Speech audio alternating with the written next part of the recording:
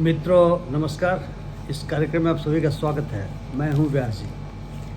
जब हम और आप सुनते हैं कि देश की अर्थव्यवस्था बड़ी तेज़ी के साथ आगे बढ़ रही है और हम दुनिया में 10वें स्थान से 5वें स्थान तक पहुंच गए हैं और अब शायद हम तीसरे स्थान के लिए कोशिश कर रहे हैं, तो हम सबको स्वाभाविक है बहुत अच्छा लगता होगा।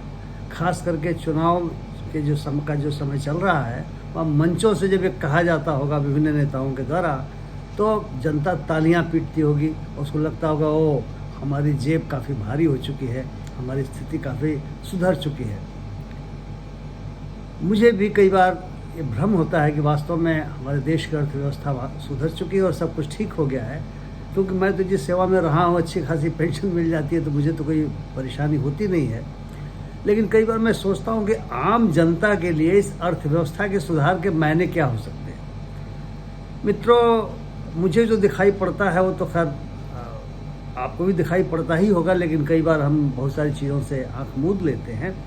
लेकिन इधर अखबार में कुछ ऐसे डेटा आए हैं, ऐसे आंकड़े आए हैं, ऐसे नंबर्स आए हैं जिसके वजह से आंख मूंदने में थोड़ी दिक्कत होने लगी है। ये एक डेटा आया है जो हाउस होल्ड्स डेट, यानी जो कर्जे का बोझ आम भारतीय के ऊपर है उस पर, और कितना वो बचत कर रहा है उसके बारे में एक हिंदू में एक रिपोर्ट आई है जिसे मैं आपको दिखाना चाहता हूं। आप इसको देखेंगे, हो सकता है आप में से कुछ लोगों ने इस रिपोर्ट को पढ़ा भी। रिपोर्ट ये कहती है कि रिजर्व बैंक ऑफ इंडिया ने सितंबर 2023 को एक आंकड़ा जारी किया कि जो हमारे आम भारतीय की बचत है वो मात्र पूरे जीडीपी का, यानी ग्रॉस डोमेस्टिक प्रोडक्ट का, यानी जो पूरा राष्ट्रीय आय आप कह सकते हैं उसको, उसका मात्र 5.1% है, जो 47 वर्षों के आंकड़े के मुताबिक सबसे कम है। यानी बचत बहुत ही कम हो रही है। और रिजर्व बैंक ने कहा कि संभवतः इसका कारण यह होगा या यह है कि हमारे देश के आम जन वित्तीय संकट से गुजर रहे हैं। अब आप चुनाव के दौरान ताली पीटते रहे, लेकिन रिजर्व बैंक ने कहा कि संभवतः वित्तीय संकट से गुजर रहा है। लेकिन फाइनेंस मिनिस्ट्री ने, जो भारत सरकार की फाइनेंस मिनिस्ट्री है, उसने कहा बिल्कुल नहीं, ऐसी बात नहीं है। ये जो बचत इसलिए कम हो रही है कि लोग अपने बचत के पैसे को लगा रहे हैं गाड़ी खरीदने में, नए नए घर खरीदने में, और इस वजह से बचत कम हो रही है। और ये इस बात की निशानी है कि लोगों को विश्वास है कि उनकी आमदनी बढ़ती जा रही है और उनकी स्थिति बिल्कुल सही होती जा रही है। रिजर्व बैंक की रिपोर्ट बिल्कुल सही है, गलत है, क्योंकि कोई वित्तीय संकट नहीं है। लेकिन 2023 दिसंबर तक की एक रिपोर्ट आई, एक रिसर्च ऑर्गेनाइजेशन है, मोतीलाल ओसवाल रिसर्च ऑर्गेनाइजेशन के नाम से संभवतः उसका है, उसकी ये रिपोर्ट आई है हिंदू में। दिसंबर 2023 तक के जो नंबर, जो आंकड़े आए हैं, वो तो और भयानक चौंकाने वाले हैं। वो कहते हैं कि जो आम भारतीय के ऊपर जो कर्जा है, वह कर्जा पूरे राष्ट्रीय आय का, यानी ग्रॉस डोमेस्टिक प्रोडक्ट का 40% है, और जो बचत है वो 5% है, 5% है जीडीपी का। रिजर्व बैंक ने 5.1% बताया था, ये 5% बता रहे हैं। और इन्होंने कहा कि बैंकों से जब हमने लिया तो पता चला कि ये जो लोन है, ये लोन बिल्डिंग यानी घर खरीदने और फ्लैट खरीदने, ज़मीन खरीदने, जिसको रियल इस्टेट कहा जाता है, या गाड़ी खरीदने वाला नहीं है। इसमें अनसिक्योर्ड लोन बहुत ज़्यादा है। उसके बाद कुछ सिक्योर्ड लोन है, यानी सिक्योर्ड लोन उसको कहते हैं जिसमें आप कुछ गिरवी रखने की स्थिति में रहते हैं, और उसमें एग्रीकल्चर लोन है, और फिर बिजनेस लोन भी है। यानी आम भारतीय का कर्जा, उनका कहना था कि बैंकों ने जो डेटा दिया उसके मुताबिक पिछले कई वर्षों के मुकाबले काफ़ी अभी बढ़ा हुआ है, और उसका जो सेविंग्स है वो घटा हुआ है। अब आप बताइए कि साहब, रिजर्व बैंक ने जो कहा, मोतीलाल ओसवाल ग्रुप जो कह रहा है, और जो फाइनेंस मिनिस्ट्री कह रही है, ये किसकी बात में सच्चाई नज़र आती है। 2022-23 में जो राष्ट्रीय आय थी, उसका एक रिवाइज डेटा इसी फरवरी महीने में आया है, और इसने तो ऐसी बातें बता दी हैं जो साबित करता है कि मोतीलाल ओसवाल रिसर्च ग्रुप ने जो बातें कही हैं और जो रिजर्व बैंक ने बातें कही हैं वो बिल्कुल सही है। कहते हैं कि 22-23 में जो हमारा सेविंग्स था वह सेविंग्स पूरे ग्रॉस डोमेस्टिक प्रोडक्ट का 5.3% था, जो 2011-12 से लेकर के और 2019-20 तक जो 7.6% था, इससे भी कम है और 47 सालों में सबसे कम है।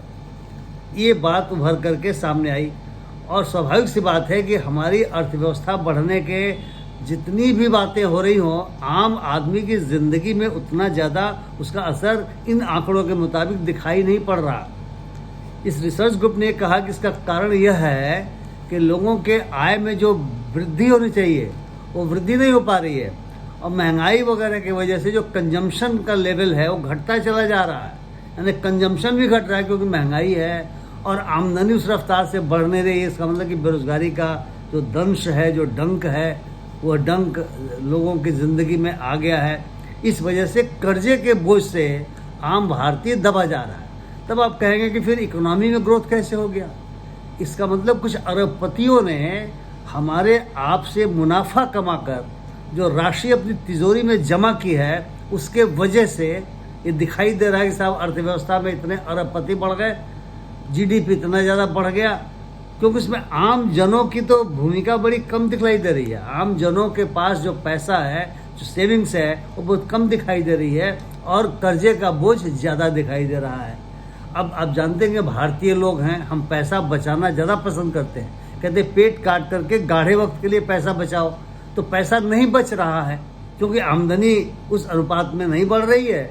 लेकिन हमारे जो महंगाई की वजह से कंजम्पशन एक्सपेंडिचर ज़्यादा हमारा बढ़ रहा है, इसलिए जो भी आमदनी हो रही है कंजम्पशन और प्लस सेविंग्स होता है, तो सेविंग्स घटेगी क्योंकि कंजम्पशन का एक्सपेंडिचर बढ़ेगा, इसलिए सेविंग्स घट रहा है। और सेविंग्स जब घटती है किसी भी देश में तो इन्वेस्टमेंट घटता है। हाउस होल्ड का जो इन्वेस्टमेंट है वह नहीं हो पाता। जैसे अगर आपको घर भी खरीदना होगा तो आपको बड़ी मुसीबत हो जाएगी, कहाँ से करेंगे? या अगर आपको कोई अन्य चीज़ें खरीदनी है, मान लीजिए दवाई की आवश्यकता पड़ गई, बहुत बीमारी हो गई, घर में कोई ऐसी स्थिति उत्पन्न हो गई, शादी ब्याह में भी बहुत तरह के खर्चे बढ़ गए हैं, बढ़ जाते हैं, तो विभिन्न जो आपको जीवन चलाने के लिए खर्चे हैं वो खर्चे बढ़ गए हैं और सेविंग्स उतनी हो नहीं पा रही। तो वैसी दशा में मित्रों, जो हमारे पॉलिसी मेकर्स हैं उनको आंख मूंदने से नहीं चलेगा। आरबीआई के आंकड़े को या अपने खुद के रिवाइज एस्टिमेट के आंकड़े का सही ढंग से इंटरप्रिटेशन नहीं करके, या जो अभी रिसर्च ग्रुप ने कहा है बिना उसका इंटरप्रिटेशन किए आप डिनायल मोड में रहेंगे क्योंकि आपके बॉसेज आपको कह रहे हैं, तब देश आगे बढ़ने में मुश्किल अनुभव करेगा। इसलिए हमें समस्या को समझना पड़ेगा। ये सारे आंकड़े, सारे नंबर हमें समस्या को बता रहे हैं और हम समस्या से अगर आंख मूंदे रहेंगे और समस्या को डिनायल मोड में रहेंगे तो फिर हम अपनी पीठ थपथपाते रहेंगे कि हमारी आर्थिक हम दुनिया में तीसरे स्थान पर जा रहे हैं, 5वें पर है। उसका कोई मायने मकसद आम जनता के जीवन के लिए दिखाई पड़ेगा नहीं। और जो अर्थव्यवस्था आम जनता के जीवन को प्रभावित नहीं करती हो पॉजिटिव ढंग से, सकारात्मक ढंग से, उसकी वृद्धि का कोई मायने मकसद निकलता नहीं है। इसलिए मैंने सोचा कि आपसे इस बात को शेयर किया जाए। अगर मेरी बात पसंद आई हो तो कृपया लाइक करें, कृपया शेयर करें और मेरे वीडियो को, मेरे चैनल को सब्सक्राइब करना न भूलें। बहुत बहुत धन्यवाद। नमस्कार।